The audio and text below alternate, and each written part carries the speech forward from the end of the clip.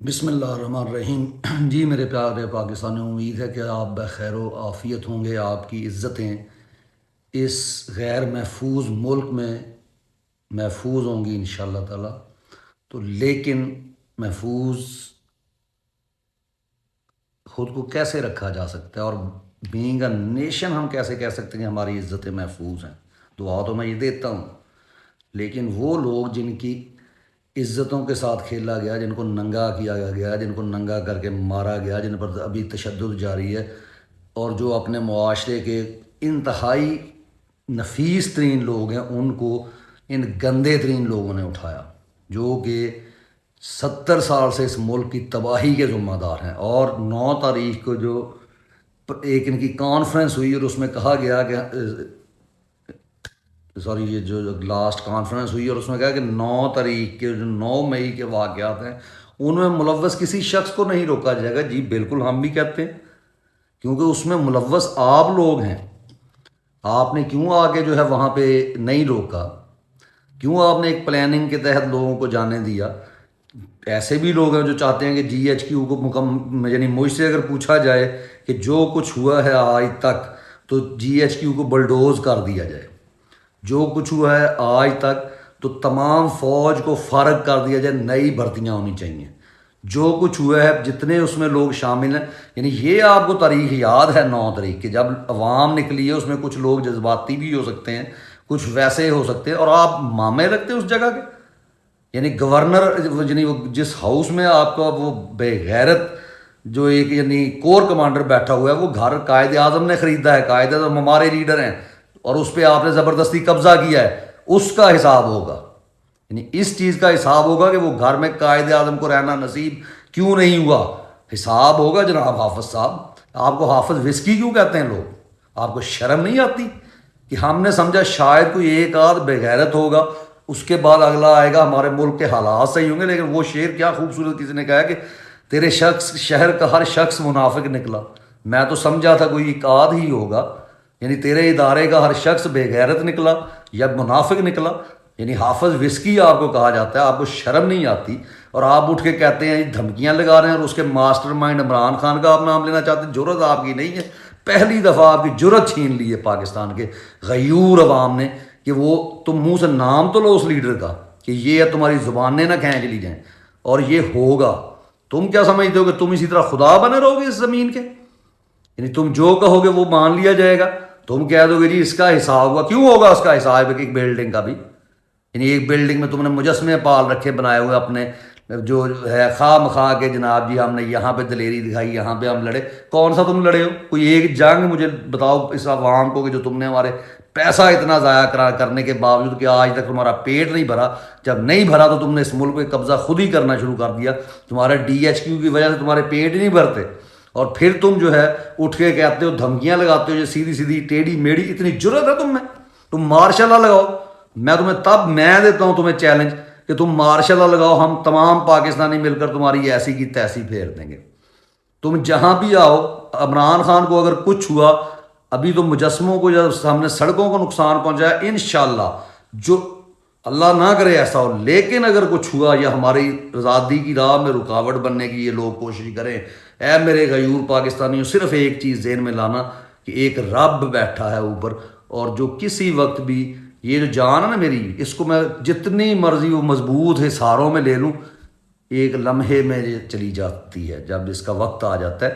وہ دگڑ دلہ جو ہے، جس کو ہم کیا کہیں، اب باجوہ بیٹھا تھا نا اس دن، اس کو چھیڑا ہے وہاں پہ، اب کسی باشعور جو ہے کے پی کے رہنے والے نے اس کو افغانی بتایا جا رہا ہے کہ اس کو کچھ کہہ رہے ہیں، وہ پاکستانی تھا جس کو تکلیف ہے۔ افغانی کو کیوں تکلیف ہوگی تم سے پاکستانی کو تکلیف تھی، تم نے پاکستانیوں کے سر شرم سے جھکا دی، اور جتنے لوگ اس میں شامل ہیں، تم پورے کے پورے جو یعنی تمہارے مائنڈ کے لوگ اس فوج میں ہیں، وہ سب اس میں قصوروار ہیں۔ سب سے پہلے اس کا حافظ صاحب حساب کرو، ان کو سزائیں دو، جس کی وجہ سے ملک کا نقصان ہوا اس کو کرو۔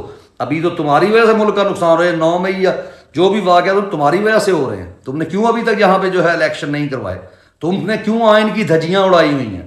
تم نے کیوں لوگوں کو بے وقوف بنایا ہوا ہے؟ تم کیوں جو ہے وہ ہر طرح کی بے غیرتی کر رہے ہو؟ یہ کہن امریکہ کی غلامی ہر صورت میں کروانے کے لیے ہم نے نہیں کرنی، ہمیں مار دو، ہمیں اٹھا لو، ہمیں جو ہے وہ تم کیا کہتے ہیں ایک عبرت کا نشان بنا دو، ہم تب بھی اپنے رب کے علاوہ کسی اور کی غلامی نہیں کریں گے۔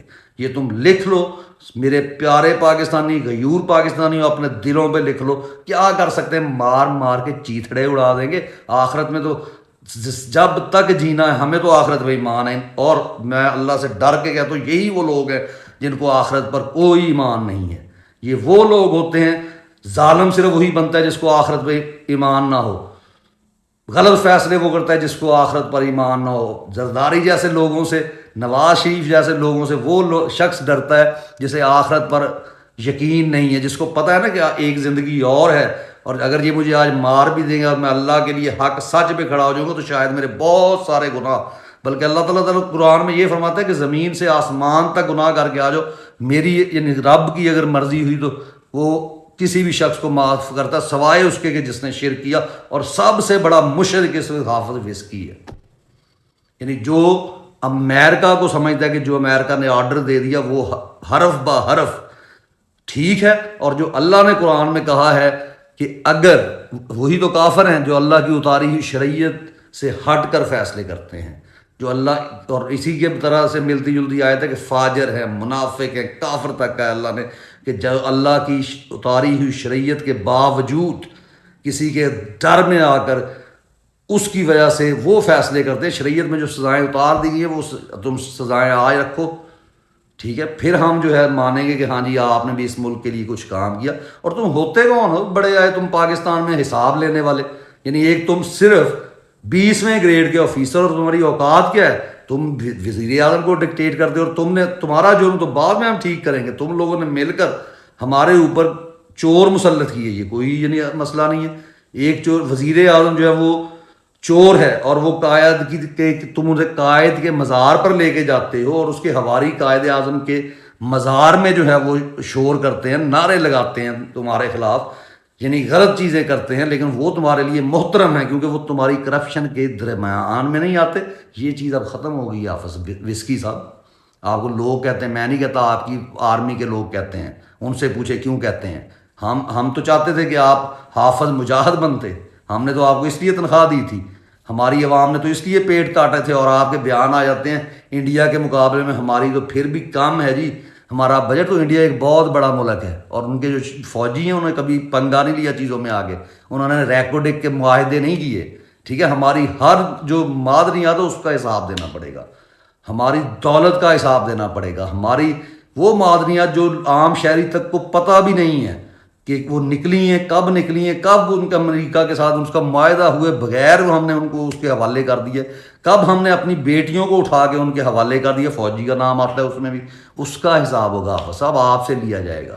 اب وہ مشرف تو نہیں گیا، یہ تمام حساب آپ لوگوں کو دینے ہوں گے، اور یہ دھمکیاں کسی اور کو دینا، ماسٹر مائنڈ کو یہ کر، تم عمران خان کو انگلی لگاؤ، اگر تمہیں اسی دن یعنی ایک دن کے اندر عمران کو چوتا ہے، اللہ نہ کرے لیکن تمہارا قتل اس پوری قوم پر واجب ہو جائے گا، جو تم نے کیا ہے، جو تم نے اس ملک کے ساتھ کیا ہے، تمہارے ساتھ وہ ہوگا جو تم نے کبھی خواب میں بھی سوچا نہیں ہوگا۔ اور رہ گئے ہم، تو وہ کہتے ہیں پل دو پل کے عیش کی خاطر کیا دبنا کیا جھکنا، آخر سب کو ہے مر جانا، سچ ہی لکھتے جانا، اور اس وقت ہم کہہ دیتے ہیں سچ ہی کہتے جانا۔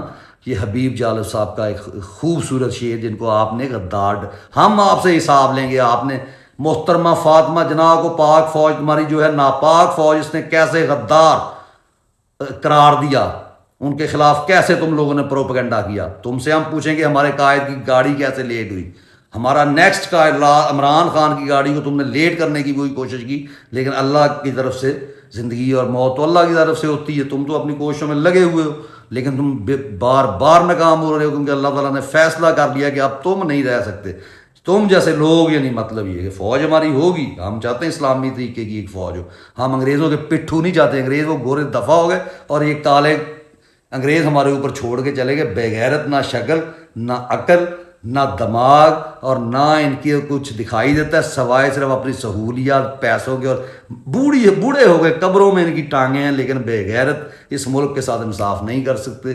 جی میرے لیے بھی دعا کریں، اپنے لیے بھی دعا کریں کہ لوگ ہمیں حقیقی آزادی ملے، آمین۔